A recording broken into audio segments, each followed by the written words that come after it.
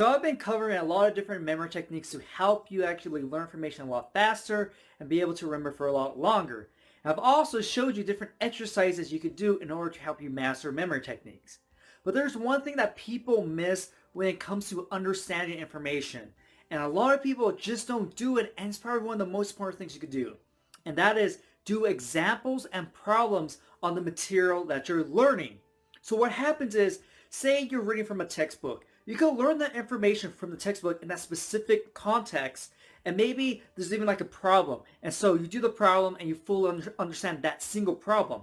Now most people think that is good enough, that okay, I understand it, I can do that problem, I fully understand this topic or idea. But the thing is, they probably don't, because they never actually quiz themselves to actually test if they know it or not. Now the way you test yourself is by doing homework, right? But also just find your own problems and examples and do them. Because what's amazing about doing problems and examples is that the information is presented in a different way than you actually learned it. Because we all could, recall and solve a problem if we seen the exact same problem in a textbook, but a true test of your knowledge and if you actually understand what you're learning is doing a problem that shows the information in a completely new way that you really have to understand it in order to solve it. So an example I have is algebra. Now in algebra, the main idea is to solve for x, right? So you change the equation around to get x by itself. Well, people think that they understand. They're like, okay, yeah, no, I can find x, that's easy. But this is the funny part. And I talk to my math teacher about it all the time. But when you give them a problem and you change x to a z or w, they have no idea what to do. Because in their mind, they're like, okay, I have to solve for x.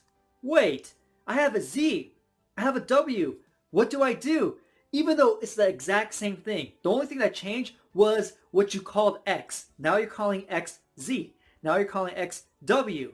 And so that alone instantly shows that people do not understand what to do in algebra. No, they're just saying they understand it so they could just go do something more fun than actually doing practice problems, right? And so that's something I recommend that you have to do. That's essential. Quiz yourself with extra problems and examples, because that's the only way you're ever going to actually know if you fully understand the material or not. And the reason people don't do this is because it takes too much time, right? Because you have to put extra energy and effort into doing these practice problems, right? Into finding more examples. And so people are not willing to put that time in. And believe me, I was a student, you're probably a student, or if not, you were a student.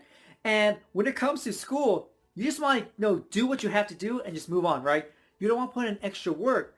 But as I know, because I was a valedictorian student of the year, these top students, what they do is they go do more problems to really hammer in the point, to really make sure they understand it. And this is the only way you can actually test your understanding of material, if you do practice problems that show the information in a completely different context.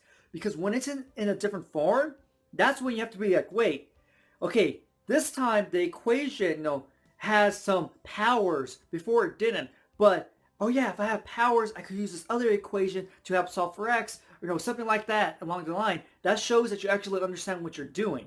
Because a lot of students just like to parrot whatever they're learning and just give it back in the same context as they were taught it. And so that doesn't really help you learn the information or even help you understand it. So hopefully you found this video useful, and I know it might take a little bit extra time to go out and find problems and examples, things like that, but have a friend make them up for you. A teacher, you can even Google it, and I'm pretty sure Google will give you multiple problems that you could use to actually practice and actually test your knowledge on the concept or idea you're trying to learn. So hopefully, you find these tips I'm giving you really useful, and hopefully you're actually applying them, because when you start applying this, you could do a million times better in school. I guarantee you, because this is exactly what I did. When I did a math problem and I messed up on it, I'm like, hey, why did I mess up? I will go find examples, see how to do it correctly, then try to do the examples by myself. Then I got problems, practice problems, and see if I could do it in a completely fresh, new context that the information is presented to me. And then that is how I actually got so good at math, because I was willing to go put in the extra time and effort to test my knowledge if I understood the specific concept I was learning. And this is what I apply to every single subject I learned in school, and what I'm currently learning now, which is the MCAT, because there's a lot of information there. And so I'm not just telling you this because, it will help you. I'm telling you this because I know it will help you. It is a proven fact that doing practice problems, doing more examples, that's going to help you fully understand what you're actually learning. So hopefully you enjoyed this video, and I'll see you next time. Subscribe to my channel for more videos on memory techniques, how to do better in school, memory challenges, updates, and much more. Also remember to click the notification bell so you know when I upload a video. You can follow me on Facebook and Twitter. The links are down below in the description. You also can check out these videos.